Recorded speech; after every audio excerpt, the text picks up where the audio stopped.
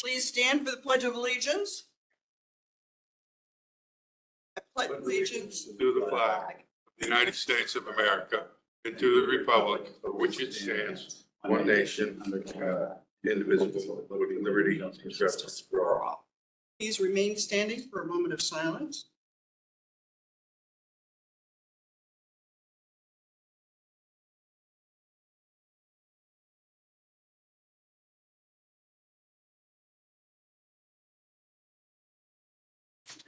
Do your thing. Just, every meeting we have our moment of silence for the emergency responders. That we, I get the notification. So far, there's been 59 firefighter fatalities this year. So if we can keep that in mind, plus, the police officers, EMS workers, but there's been 59, and we're running a little higher than we did it last year this time. So if we can just keep that in mind when we have our moment here. It's not just because it's something we do, it's because it does have Right. meaning. It matters. All right, thank you. Approval of the minutes. I had one change, and I think it's just grammatical Okay. type thing. Where are you, Joe? Well, I don't have it in front of me because, well, it was just in the very beginning. It's actually, sure. That's the agenda. This is the minutes.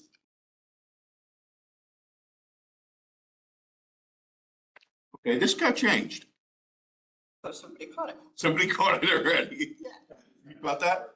So somebody made the change? Yeah.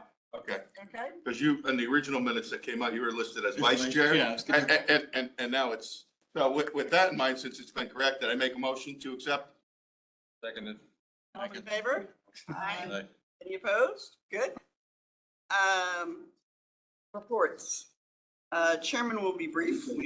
Can't read the pie chart, so that. Some are off.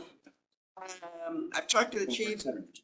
He has a number of items on the breakout of his normal report that I asked for updates on. I'd like the commissioners to think about how we can help support some of these efforts in the coming months, for instance, in recruiting both short and long term. And we will need to talk about our candidate list and how we might go forward on interviews, and I have some ideas on that. But that's really the only report I have. I got good reports about the 9/11 ceremonies. I was sorry I couldn't be there, but I had a memorial service this weekend, so I was on that. With that, Chief, I'll turn it over to you. Let me go through the items. Well, first, give a status report on the contract arbitration award. Since the RPM meeting and the HR and Finance Department in partnership with the union, because they have done a lot of work to help navigate through the payroll changes. I believe, and correct me if I'm wrong, Bill, we are on the cusp of resolving all of the outstanding payroll issues. They have been distributed. The formulas have been distributed to the union. A sample run has been shared with the membership to double check.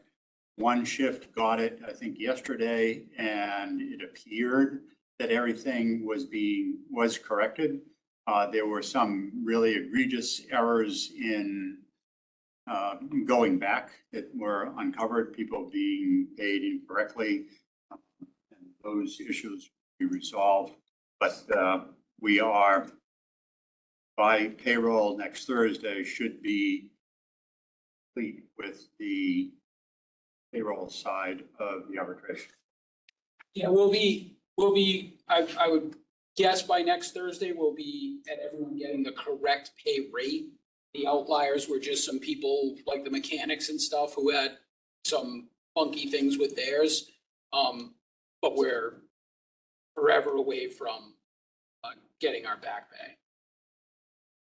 And I know that firefighter Peter Ryu, Inspector, and Assistant Chief Caliper have been working closely with the HR department, the finance department to help resolve those issues.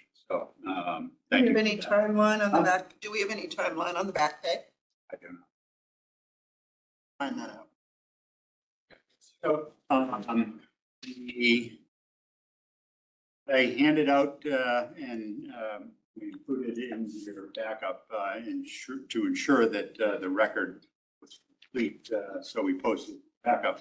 But because today I want to make a hard copy for everybody, and it is a real simple survey. I know that we've talked in the past about the quality of the fire academy training and some of the challenges, especially with large classes.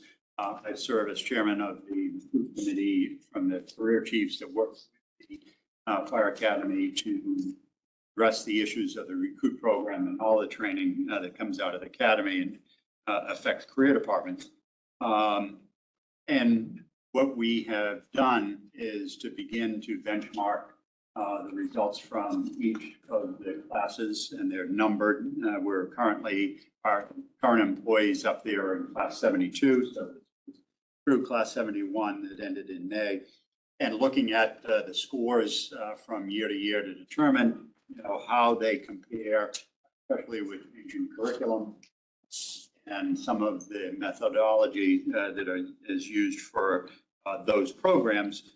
You can see that, just a straight line comparison, the average of all 4 sections from class 66 to class 71, there is a 2-point reduction, or a little less than 2 points in that. So Fire Academy is very mindful of that scores and candidate performance. And in addition to the very objective comparison of test scores, they look at performance in the training grounds, the physical training, the PT that's done every day, how candidates are doing. There is, they further in the presentation that they are evaluating candidates at 3 times during the program for physical fitness and making recommendations for improvement, so people can end up coming out at the end, passing the final physical testing. Chief, before you go on to the next page, what does IL stand for? It's on the bottom 2 lines. Increased IL utilization, 17 ILs. 17 essentially. Individual lessons, is that individual lessons? Okay. Sure. Yeah, I'll double check. I am. Okay, fine. The other thing I just noticed as you look at the stats, middle class firefighter 1, there's a noticeable 5.4 point drop off between the first 3 classes and the last 3 classes. And there doesn't seem to be any recovery and movement. On firefighter 1, yeah, it went from 90, there's a significant drop from 90 to 80, 90 to 80. And the last 3 classes have all been at 86 as opposed to the prior 3. And they were in the 90. firefighter 2, which builds on firefighter 1, is corrective in that. So it's building on the same skills. So they, on page 4, you'll see certainly we're with PT and some of the work that we've done to prepare candidates to go to the fire academy. We are mindful of the level of fitness coming into the program, and the academy is careful to program the intensity of that daily PT to ensure that they are not creating more injury. And you can see that in class 71, we went down to 0 for, well, 2 injuries reported, but 0 for all other categories, and none separated from the program due to injury. So that is the goal, and it is part of the PT program up there, and I think that important consideration. We don't want to put people at the academy, want to help them improve their physical conditioning. And the rest is really the survey of the candidates, how they feel towards the program, were they prepared, did the program prepare them for their career as a firefighter. You can see that on page 5. And, survey question, next page on the instructor, opinions of the instructors, and, did they provide the right level of instruction? All either very well, the two categories in nearly all of these questions, are between very well prepared and presented safe or needs improvement, are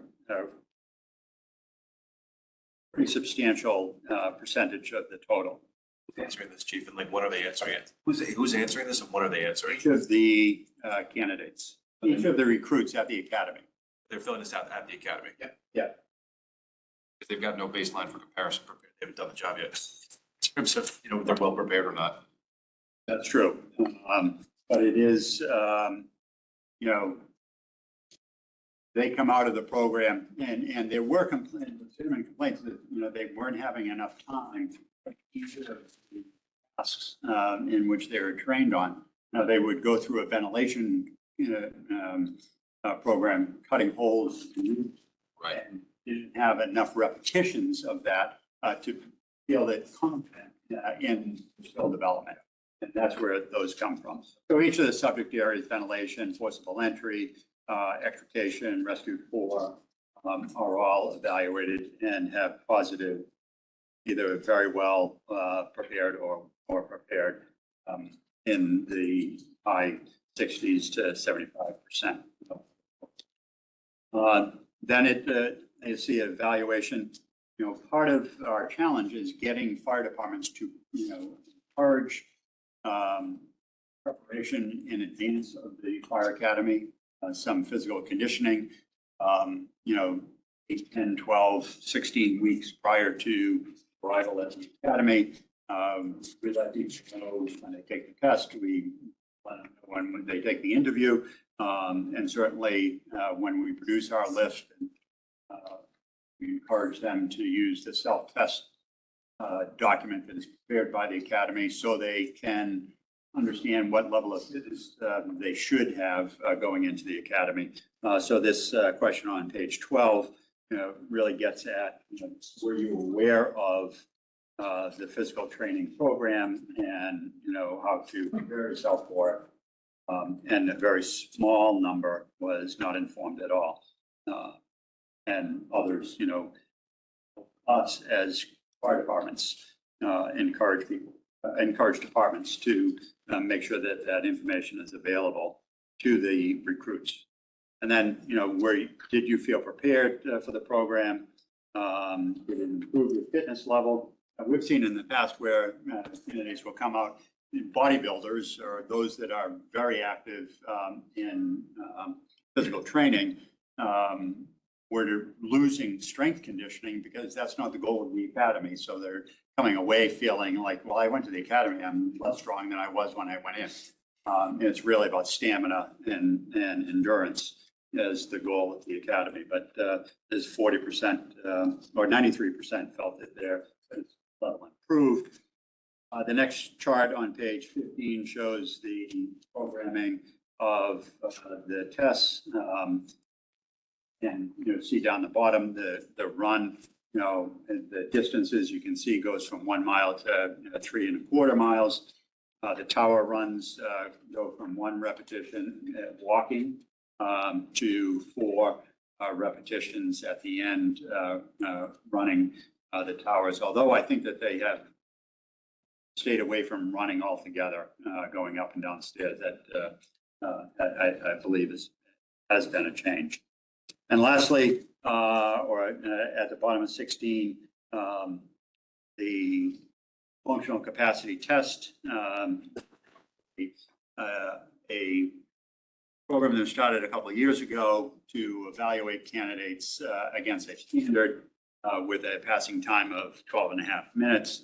And looking at, because this is a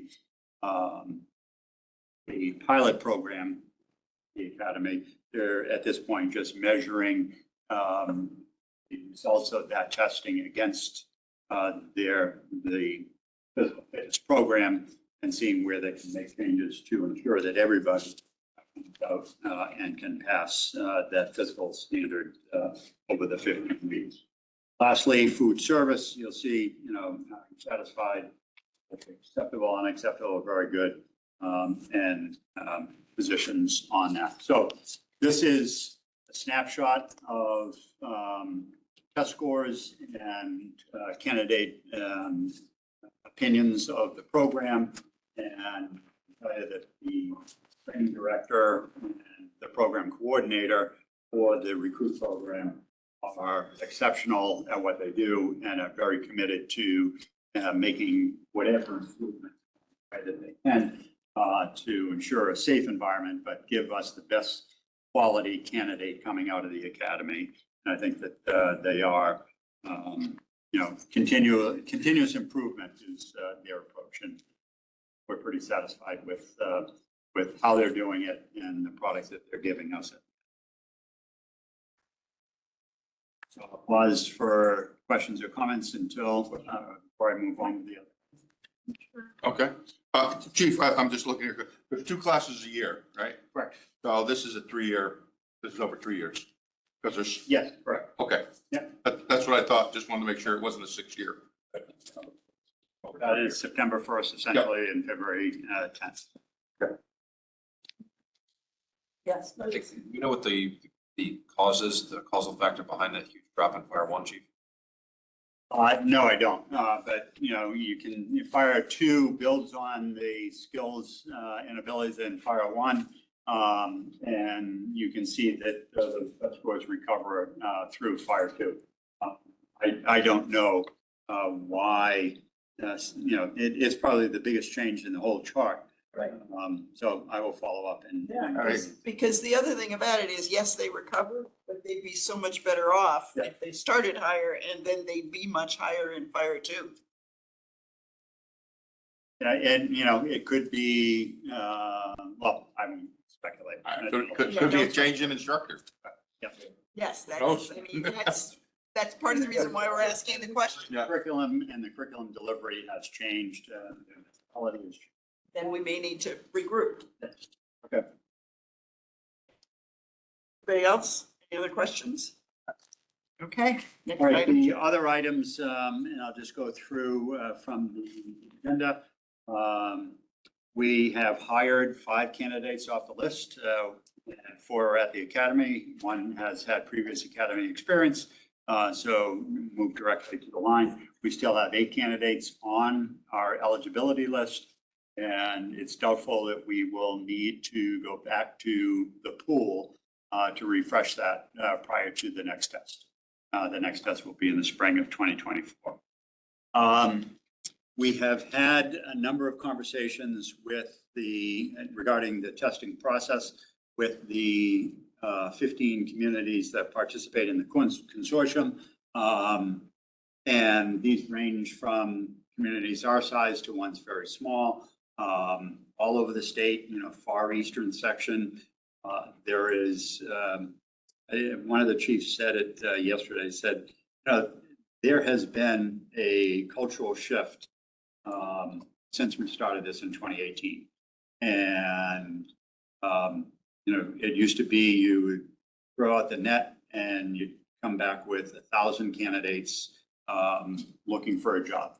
And those numbers are no longer there. It really requires us to go back to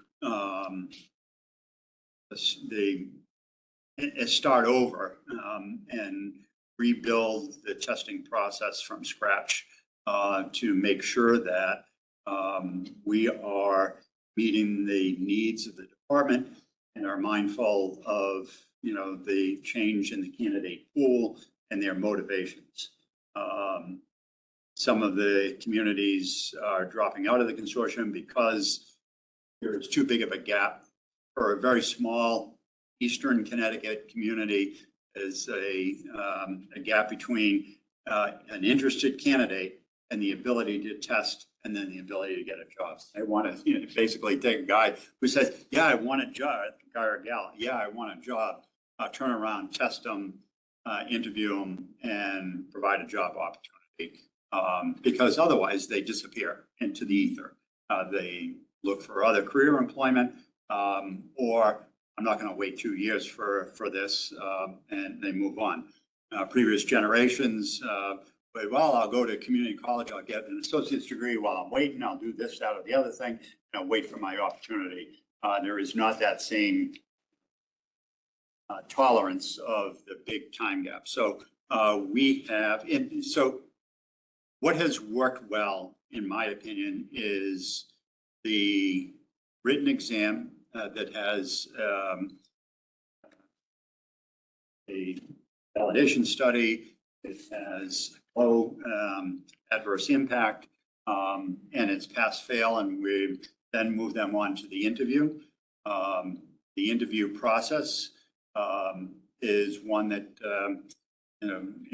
because we do a local interview, I'm happy with the interview process. I was very reluctant, and I know that Chairwoman is not an advocate of online interviews, and I wasn't at first either. However, it does seem to work very well. The candidates are very comfortable with that environment. This is part of, my generation versus the generation of testing. There seems to be an ease and a comfort in that. We have to look at, and I think that. I'd like to clarify. Yep. I'm totally in favor of online interview. I am not in favor of non-live. It's right in the last bunch, they have been talking to a set of questions without a panel on the other side of the screen. And that's where I think the thing falls apart. That's where I think it falls apart. Online is fine and it works given the geography of both the panel and the participants. It makes all the sense in the world to do that. I just think it needs to be live. And for the other commissioners, the chief already knows this, I look at how deeply we have gone into the list, and we're finding people at the way down in the list that are equally qualified to the first people we met. And so I think that's what's broken in the process. So we're going to start over. And as a matter of fact, we're meeting tomorrow and looking at some test providers to see what mechanisms they have in place. There are a couple of major testing companies, a lot of online testing companies, some that will design a test specifically for a department. Others use a validated test, which is really what we're looking for, that has some history and some benchmarks that can demonstrate their low adverse impact. So we'll continue to work on that project forward. But all of the chiefs agreed that, it's time to take a second look at how we do this. Towards that end, again, with recruitment, I'll move to that subject. We have started our outreach to Wakeman's, which we have done in the past, to the high schools, which we have done in the past. And we will add in some live recruitment at either the community colleges, UNH, that has a fire program, and through gyms and places of assembly where, we can attract, the type of candidates, the age, the demographic that we think would be most interested. So that will be over the next 4 months to continue to work on that. Does Wakeman get you into the Burroughs Community Center?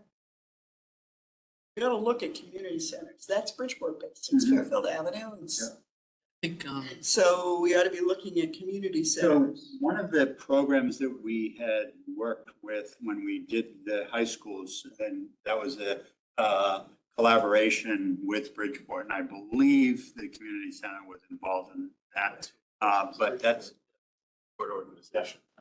And I would look at other communities, whether there are comparable things, particularly more commonly in the urban environment. as you recall, we asked the city of Bridgeport to partner and Why do you recommend that? Because it'll give us a more diverse pool and a wider pool to pull from. They wouldn't necessarily be aware of our recruiting efforts. And so the whole point is to make people aware of the recruiting efforts.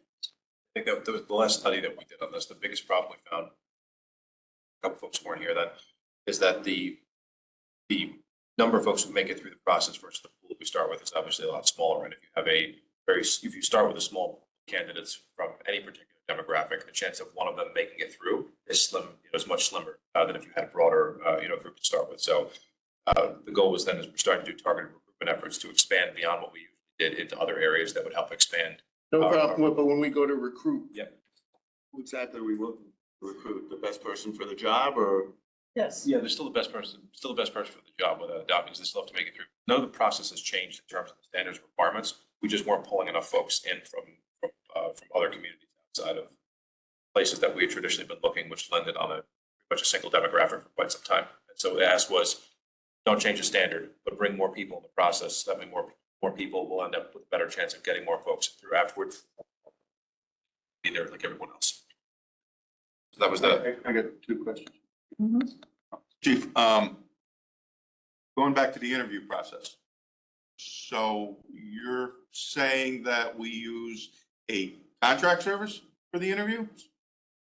so we have used a contract service for the screening interview. Right, for the first one, For the but first- for the second We interview. will still do it the way that we have done it. in Okay. Fairfield. Because We'll my, never change that. my concern. I would eliminate the first one and keep the second one if I did anything. Right, because, our interviews, which I sat on the board a couple of times,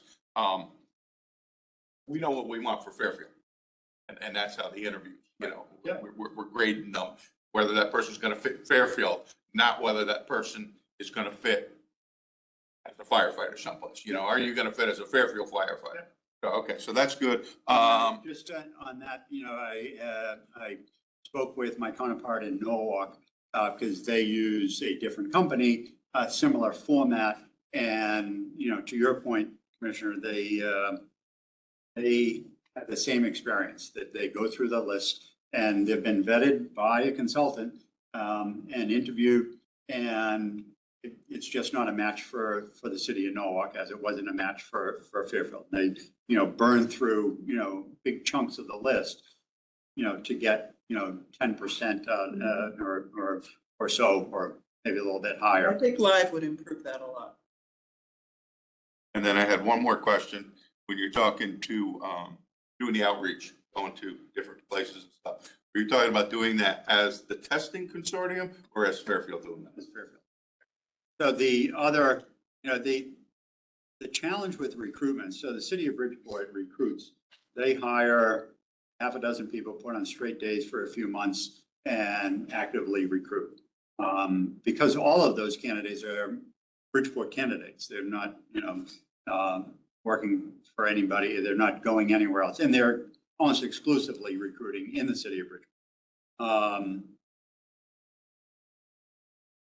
It's difficult to spend that kind of money for candidates that may ultimately go somewhere else for us. And that's been our challenge, that there are not enough candidates coming from the town of Fairfield. And so what is what we're trying to get is all of the departments to spend time recruiting in their community towards that pool of candidates, and build that pool of candidates to something larger than what we've gotten in the past. But it is it's been a real challenge. All the safety agencies, not only here, statewide and nationwide, are seeing a drop off in the number of candidates that are interested. We have an issue too, just in general, all the communities in the area, right, Chief, in terms of cost of living, folks may live in town because wages are not caught up with allowing cops, firemen, teachers. And so the folks that we need from, they don't have the ability to pay for housing here or anything else. It's been problematic, right? One of the things that we are looking at as well is how to include candidates from a geographic area around Fairfield, whether it's Do they have 20 to? miles, 25 miles, They don't. not to exclude other candidates, but to give those candidates an opportunity to interview. So that, you know, we are at least considering somebody who lives 10 miles away as opposed to somebody, in addition to somebody who's 100 miles. And Chief, I think we need to go into that more, and we've talked about it on the idea of if we have a full-scale emergency, what's the response time if a significant portion of our department lives 100 miles away? Yeah, but if No, we it's still are people that live here, what's the difference? Say that again? The issue is not that we can't hire them because we haven't done a wide enough job. We don't know that we can't hire. So let me put it in practical terms. So we have, Why would you be able to hire someone that lived 100 miles away? Why would that be the? They may be looking for firefighter and paying better attention to all of the publications that announce tests and that. let me explain how the system works. So if that's a person that's driven, that's who we want to hire. Not if they're 100 miles away. But so you would rather hire somebody that lived closer that wasn't driven and qualified for the job? I think they're just. Let me intervene. Yes, please. So we have interviewed in rank order. So if you end up number 1 on the list to number 25 on the list, those 25 people are going to be interviewed. What I'd like to explore, and I need to flesh it out with the commission as well as with HR, is in addition to 15 people in rank order, that we would look at the top 100 candidates. And out of the top 100 candidates, interview anybody who lives geographically close and add them to the pool. Now, it's up to the interview panel to decide whether that person who is 100 miles away or 10 miles away is a better candidate. And it's not to exclude one or the other. It's just to give them an opportunity to participate in the interview. As the commissioner pointed out, we're getting very deep into the list and finding really good candidates. This will allow candidates in that top 100 that may live in Stamford, New Haven, Bridgeport, Westchester. Fairfield. I don't know, Westchester folks. That's right. So it's how we're saying. Well, no. Know what I mean? But, you know, Chairman, if I may. quickly, to at least consider those candidates. Yeah, and some kind of compromise. Not to exclude, not to say I'd rather somebody, I would never advocate, I'm going to pick a lesser candidate because he lives 10 miles away. Thank you, that's my Right. point. Yeah, no, none of us would. So, and one of the concerns is, that's different from, say, normal business industry, is these candidates that are living further away are on call. So it's not their normal duty shift. It's when there's a situation. I understand that, requires but how people to often get is back. that situation? I'd rather have, give me the statistics of how often that situation is. Any major storm And to start with, without anything. I'd rather would have be- more driven. It's not overtimes, it's a lot of It's not different about, things where you need somebody quick. That's it. The callback part of it is not, for me, the driving factor. I think that there is, an allegiance, that, how long is somebody going to continue to drive 100 miles to come to work? Is there a long-term commitment? There's no reason to think that there's not, but that's certainly a consideration to be able to be available to the department to, come back for an overtime job at, get 7 o'clock on the morning. Hour and a half away.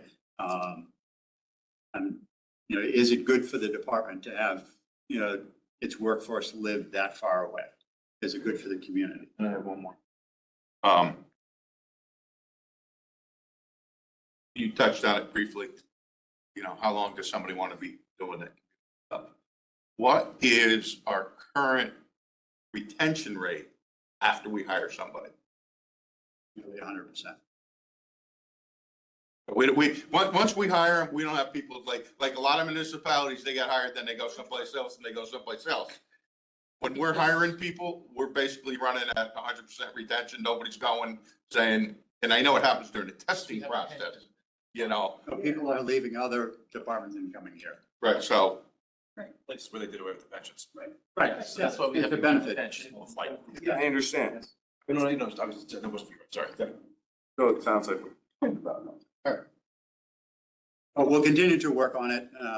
You know, it's just, you know, something in consideration at this point. You know, should we be looking at it differently? What are the benefits and what are the pitfalls? That's good. Lastly, you asked about the station and staffing study. It has not been awarded. We have completed, a committee completed our work in the purchasing department. And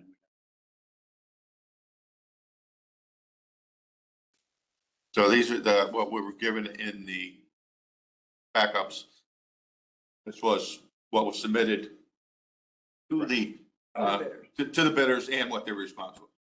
was, what you got is the one response from ESCI. Yep. That was it? There was only one? That was the one that was scored the highest by our panel. Okay.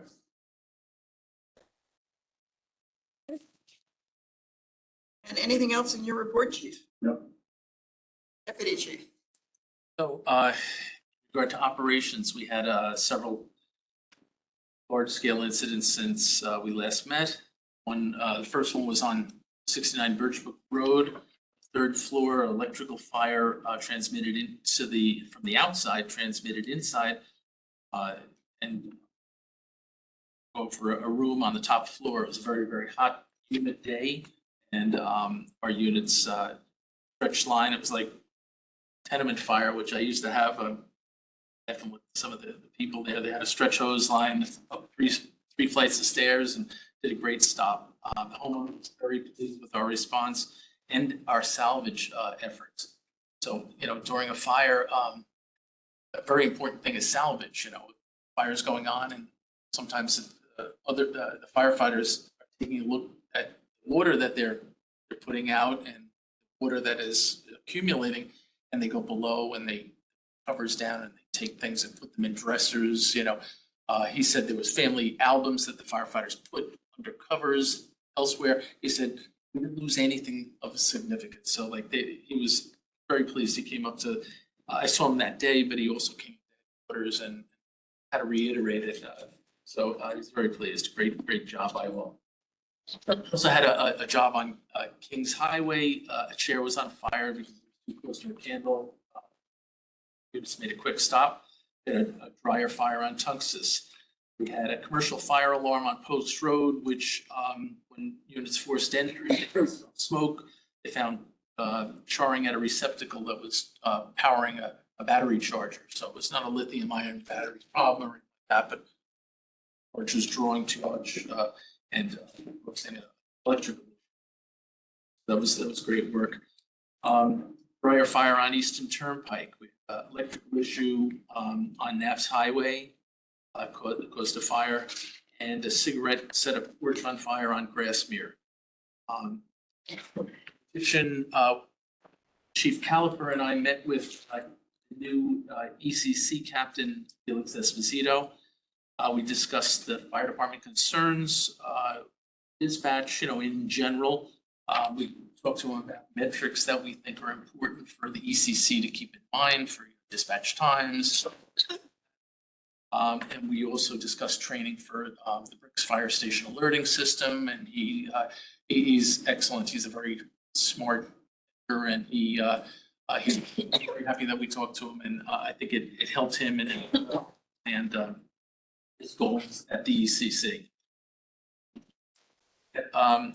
We had a meeting with the radio project, the infrastructure for the new radio project. It's being built off site.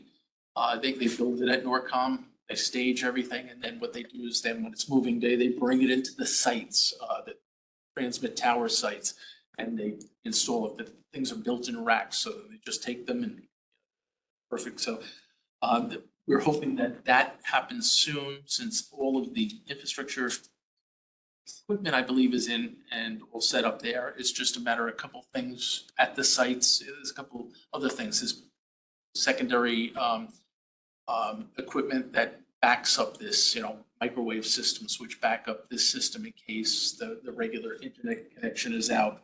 So that the installs on site should be very soon. They will be getting started to order the mobile equipment and the handheld equipment. And they'll have to do testing once this equipment is on site.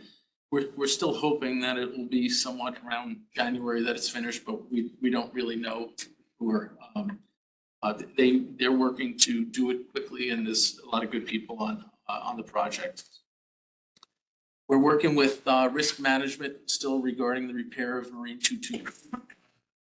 A lot of T's to cross and I's to dot. So risk management and Chief Gates are the main contacts with me to try to get that done.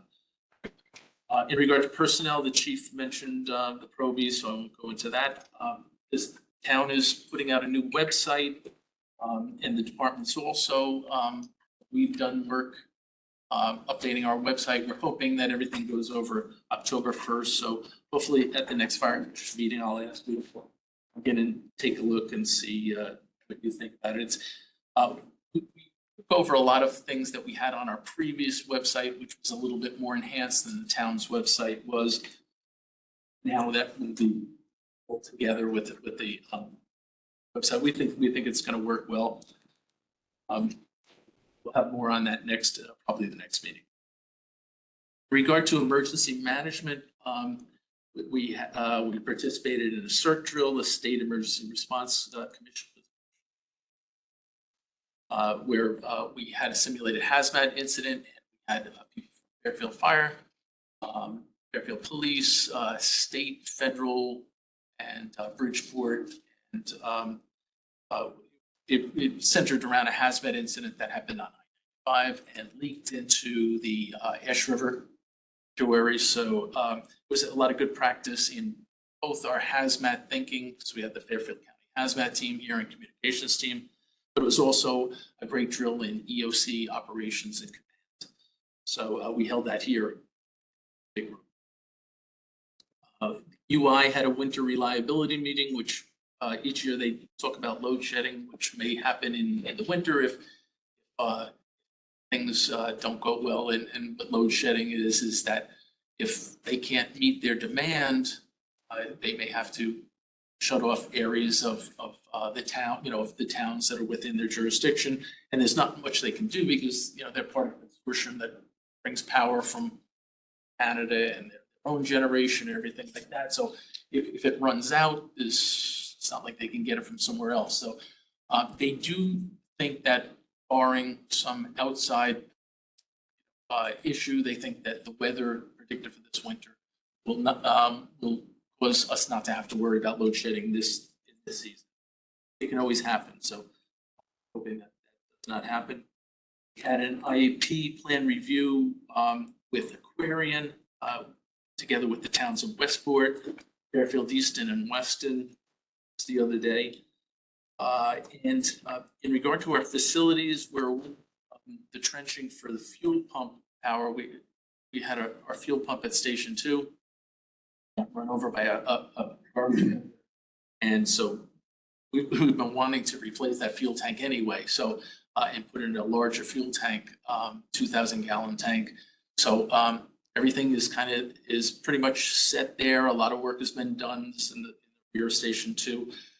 We just need to get power to it. So it's a trench that we're waiting to get cut. So I talked to the highway department head the other day, and he just to kind of prod him on, but he's great. He works well with us, and he said he's going to get to it pretty soon. So quickly. So hopefully we'll have that before the next fire commission meeting. here, but Norma said here for this meeting for CERT. And CERT has, they participated in the this 5K race. They were all set up to participate in the ride, the motorcycle ride, but that got canceled by weather. They're going to have their annual meeting here next Thursday, a week from today. And she just gave her apologies not being able to meet tonight's meeting, so. Just my report. Commissioners, questions for the deputy chief? I have a question, but not necessarily the deputy chief, and whoever's in the room maybe can answer it. First page of the fire marshal's report, ongoing large projects, SHU, FFU, what's ESH? That's a restaurant in the also. Yeah. Oh, the one on Kings Highway or Congress. Oh, okay. Yeah, but you see, but I'm looking at the three abbreviations before that going, school, I'm just, you know, educationals or whatever, and I just, okay. And I've been meaning to get there too, but okay. Elsa. Yeah, I'm just going, what is that? All right. Any other questions? Then Chief, could you address Mr. Brown's letter that is in our package, please? Yeah, so as you know, or may or may not know, we have had a complaint, an ongoing complaint from a resident on South Pine Creek. Development there was built as single-family dwellings because of the construction. They qualify as single-family dwellings or two families, rated separation between the units. And he has been arguing for a long time, right up through the chain, up to the state fire marshal's office, that it should be a multifamily. It should be inspected as a multifamily. And fire marshal, working with the town's building official, made a determination that the position of the fire marshal's office has been, and it's confirmed that this should be considered as single-family dwelling and not under the purview of the fire marshal. It was kind of, we couldn't figure out why would somebody be pushing for more inspections of his or her. But he was adamant and continued and wrote countless letters and emails. And I think the commission was included on that.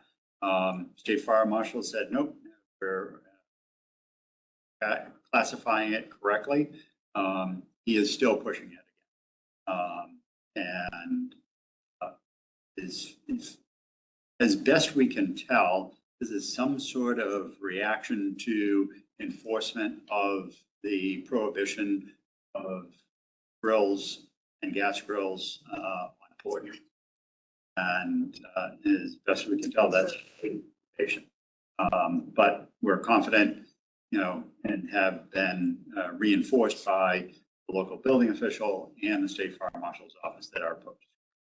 Have we responded to this letter specifically?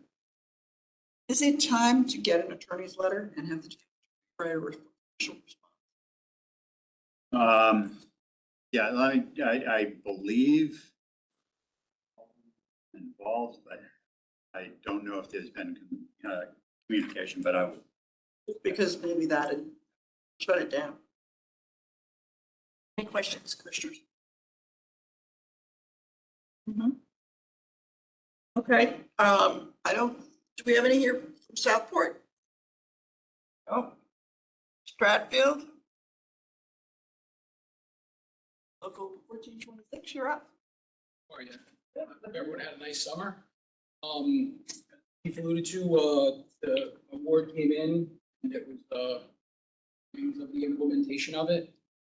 It was filed, started grouping together, but somewhere in the neighborhood of a couple hundred grievances over this. We continue to find the town's lack of ability to pay us properly unacceptable. We are at 2 months since they had it. Also like to point out that the award that was given was the award that they asked for. So to be surprised when you win, that you aren't sure how you could do the math on what you won, shows you that they really weren't very prepared for any of this. And we're just throwing numbers out for the sake of numbers, because I listened, if any of you were there, we listened and heard the CFO for the town say, we know exactly how much it is gonna cost and we put it into contingency. You know how much it's gonna cost, how come I don't have my money? And these are real dollars. You know, forget about the retro going back the 2.5 years now. We still have, you know, when that award came out, they're gonna owe us each probably thousands of dollars of mispaid stuff for the last 2 months. That's real money for these guys who haven't had a raise in 3 years. It's unacceptable, and we're gonna continue to hold people accountable. Which is a great segue. I didn't plan on this, but as I listened to recruitment and retention and stuff like that, before I was a jerk now, I used to be a jerk in 2020, in 2010. There were a whole bunch of different politicians, and that's not the same, but a whole bunch of politicians in town who hated my guts then too, that thought that I was the Antichrist then. And what I was yelling about, pensions and health insurance. And I said, you're gonna destroy this job. You and all the other of your ilk across this state, across the country at the time. They went, no, that's the way it is now, and that's how it's gonna be. The chickens have come home to roost. And the chief rightly said, we hold on to 100% of our people. Why? Not because of anybody out there. This was the first contract that I've been involved in the past, so say 15, 16 years. That hasn't included an attack on insurance and pensions. It's the first time. So this was coming, everybody knew. And so that when we're fighting in this last one about pay raises being over the 1.25% that we were asked about, we were saying the same thing. If inflation's, I make less today, even after this raise. In real dollars, I make less now than I did in 2017. Everyone at this place took a pay cut. You know, we're talking about getting people to live here. Never mind the fact that what, 3-bedroom capes down here now cost $1.1 million. That if you want to mortgage it, it's at what, 7%? There's no one here that's going to be able to do that. And we're falling further and further behind. The thing is that you're not going to get the same people you got. We're not catching up. We're still applying. You're lucky to get this job, and there's 1 million people who want your job. That's how it was. When I took the test, there was 600 people sitting in that room to just work here, and there were like 4 jobs coming up. That's not how it is anymore. This isn't that attractive, right? What this mentality has to go back is stop doing what we did 30 years ago. You got to do what we did 100 years ago. You got to start finding people who, hey, you know what? Making a 6-figure job with any sort of pension and health insurance is way better than cutting grass or seasonal construction. Because that's who we stole before. We turned immigrants and people and poor people into middle class by bringing them into these civil service jobs. That's where you need to be. The problem is that we have barriers to entry there, right? We can't help it. We do a lot of EMS. I don't know a way around EMT. But the fact of the matter is that you have a guy in Bridgeport who says, yeah, I'd love that job. I'd like a starting salary of, $80,000 a year. Sure. Okay, well, first, you got to go to a class that's going to cost you about $1,500 to $2,000 on your time that you may or may not pass. You get a job you may or may not. How are you going to do that? Where are you leaving to do that?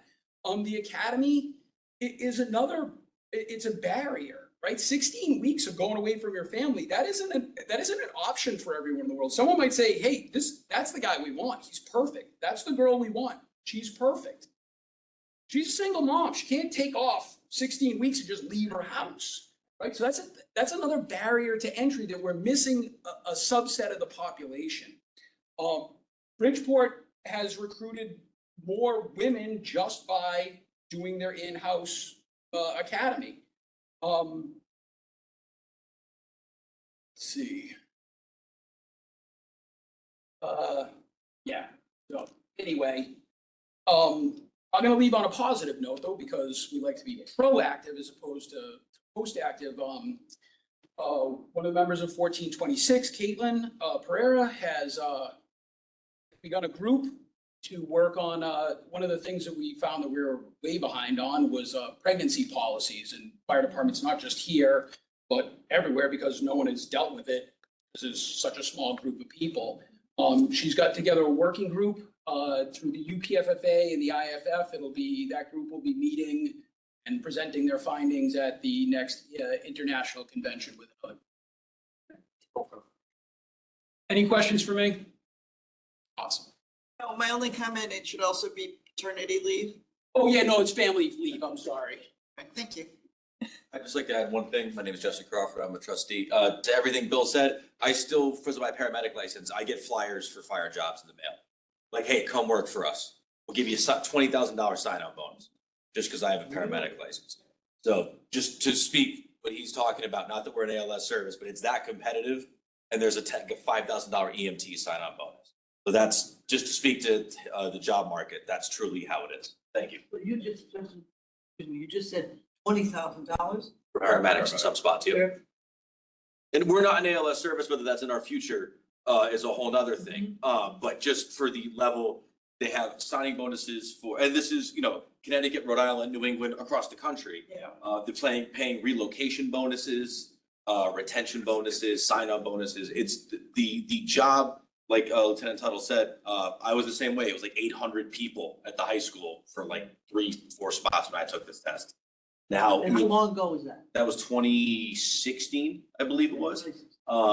And even now, I mean, the consortium test was what, 194 people with like 909 paramedics. I mean, that's absolutely unheard of. So I just, as someone who's younger with a lot of friends taking tests and getting jobs and switching jobs in state because they don't have a pension or they make less money, it's a very real thing. I just wanted to add my experience with that. Thank you. Paramedics are in short supply every place. I think. Certainly. But, and they always have been. It's just critical now. And it's now brought to EMTs and fire candidates as well. It's the Overton window has moved fully. Thanks to the rest of the healthcare team. Am I allowed to? Yeah, you can ask The the chairman, I've been happy to speak through the chairman. No, you can So- ask directly. Okay. Lieutenant Tuttle, can you answer to me, do you see a light at the end of the tunnel for this paycheck problem? I think that next week my pay might be right. Mine is right now, but I think everyone's might be right next week, but 2 years of back pay, I don't see.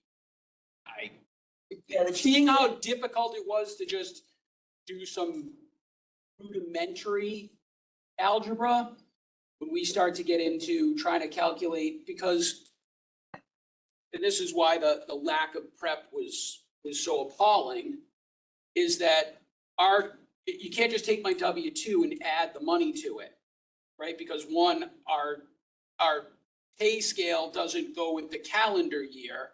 So you're splitting every year into July to December, January to June. Then you have all the other factors that go into it.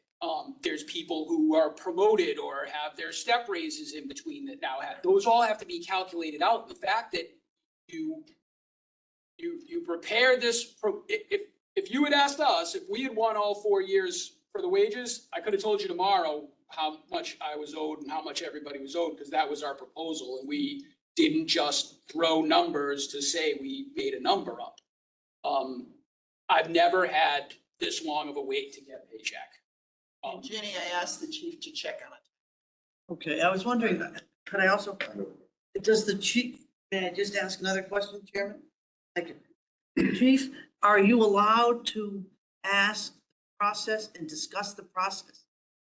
Yeah, and have frequently, to the point of irritation, to push the process lines. It is unacceptable. Nobody, feels that this is a reasonable outcome, which should have been we finally settled the contract. Any good that could have come out of it has been wasted on poor execution in settling the wage issue. So now it just leaves despite a good wage increase, just leaves a bad taste in everybody. So yes, I have pushed to the point where they are comparing back and forth and getting information both from the union side as well as the town, and comparing numbers to make sure that, they can get the payroll straight. But as President Tuttle said, that nobody's projecting at this point when the retroactive payments for the past 2 years will be produced. If I could just tag on to the end of that, is that for the record as well, the award came in on the 14th of July. On the 18th, which was the Tuesday, Vice President Caliper said that he would take him, Peter Ayub, and Tom Pond, and they offered their assistance on the second day, the second working day after the award, and were never taken up on their thing until we got into this disastrous, whatever this was, that they finally tried uncle and needed the help. But we offered that help to try and push this along, assuming that it would be, okay, well, either 25 days or the RTM vote's gonna come up, it goes into effect. I expected that paycheck on Thursday because they didn't ask for help, so I assumed that they had it under control. So then we filed 93 grievances on that following week after we got it. We still heard nothing from the town. Not once were we ever told, hey, look, this is gonna take us a couple weeks. Not one word, not an email, nothing. And after 93 grievances, not a word, nothing was said until I sent an email out saying enough is enough, you're committing wage theft, which they are. William, so everybody can hear you. Do you have any idea what defending those 93 grievances, seeing those are gonna? We generously agreed to just lump them into one. Individual grievances, it depends where we out. So at step one, don't have the ability to resolve the grievance. So it's been deferred to step two. Have you had you haven't had step two? No, we were waiting for all of it to be done because they just wanted to. So we'll go to step two and there will be discussion at step. Step one today, right, Mark?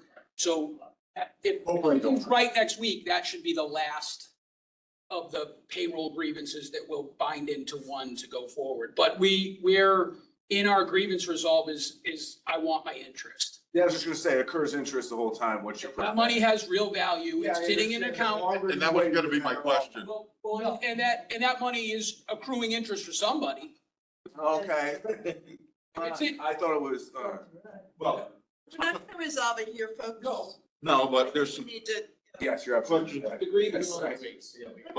let's I stop. You had a question. have a question, and it's sort of on the same thing. So your back pay and everything that's due to you is having interest added to that? No, that If I hasn't win the been- grievance, It's the grievance. if I win the grievance. So the grievance is the interest due to you, not, Well, they have to fix it. The grievance will be that they violated there's also a municipal prohibitive practice that was filed for violating the contract by not paying us. We had a contract in place and we weren't paid properly. That's also where the wage theft comes in. They can say it's not all they want. If you look it up, it is. Wage theft is you didn't pay someone what you're contractually obligated to pay them. They haven't done it. basically the long and short, the longer the town holds out, the more money it's costing the town. And harder to resolve the grievance. So we believe, well, I think what the union's trying to say is who knows who's collecting that interest, that money's occurring right now. But it must be you, right? It's the town. The town's getting it because it's still their bank account. I understand. I have no illusion that they're gonna pay me interest unless I force it through the court That's system. what I'm asking. Yes, I intend on, the union's intention is to get our money. I understand that. Do we have any idea what the total on this back pay due is? What interest rate? Can we not go into the calculations at this Oh, stage? It'll come out in the Deborah. It's not appropriate for this point. No, I agree, I understand. Clerk, we did donations. I did not see any in the packet, but I could have. Any old business? One quick question. There were some donations, I'm sorry. Status. Where are the Hey, donations? can we have some silence, please? Status, it's been a couple of months, we talked about it, just status of the gear replacement, I know that they were. Oh, yeah, good point. On Tuesday night, I go to the Board of Finance for an appropriation of $120,000 to resolve the OSHA mandated second set of gear. And the lifespan, if you recall, OSHA said when the gear turns 10 years old, even if it's been its an original wrapper for 10 years, if it turns 10 years on the manufacturer date, you throw it out. We were operating on a replacement schedule that allowed us to take the older gear and you go to a fire, gets dirty or wet. While it's being cleaned and dried, you wear the old set. It's not legal anymore. So Board of Finance will hear my request for that appropriation, which will allow us, in addition to the appropriation of $90,000 that we had this year, another 120 to play catch up. And then in subsequent years, we have a replacement schedule to remain current with 2 sets of conforming gear for every member. There is a 8 to 12 week delivery time. So we will place the order on Wednesday morning. Expecting that to go through, obviously. You're expecting that to go through, chief? Yeah. Anyone else? Thank you. There are some donations. There was a You Donation. know what, it's not the normal donations, but is CERT got a donation of Right. $4,000. Now, I don't know whether or not you have to okay it, but we do want you to know that there was a CERT donation. I think we ought to. Yeah, it's a division of the department. Exactly. And Yeah. so, and that's one thing, and the other thing was just pizzas, but just in the interest of saying that donated to Station 1. Let's see, where is the cert? We need a motion on that. I saw it.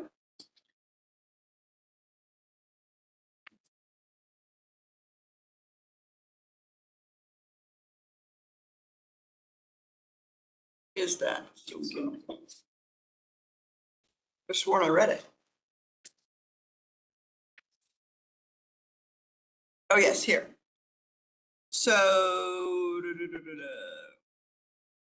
We need a motion relative to the acceptance of the Fairfield Half Marathon donation of $4,000 to CERT. Move to accept. Moved and seconded, all in favor? Aye. Aye. Any opposed? No. Good, thank you. Any new business? Any public comment? I don't know who caller 2 is or NA. But if you're online and want to comment, you have to take yourself off mute.